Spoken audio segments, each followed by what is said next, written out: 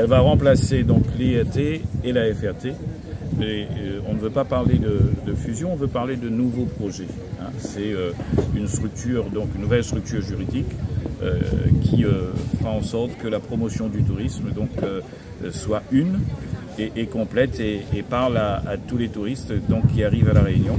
Et donc c'est une structure qui a l'intention de faire en sorte que l'argent déployé pour le tourisme à La Réunion, pour son fonctionnement, soit, je dirais, bien orienté. Aujourd'hui, 19 millions d'euros existent au travers du fonctionnement de l'IAT, de la FRT, des OTI, hein, et ce sont des millions d'euros qui donc viennent du FEDER ou des fonds propres de la région.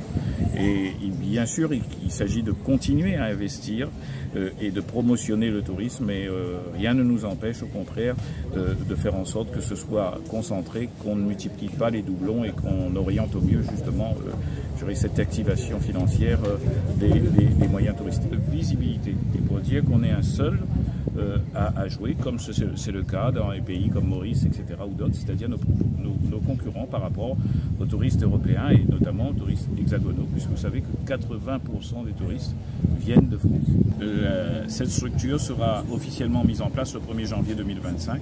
Vous verrez donc les sorties en sifflet, en quelque sorte, donc de l'IAT, de la FRT. Ça veut dire qu'on reprend le personnel des deux structures, mais on va aussi vers un projet nouveau. Donc ce sera annoncé donc à l'Assemblée plénière du Conseil régional le 28 mars prochain et la veille donc au niveau du département.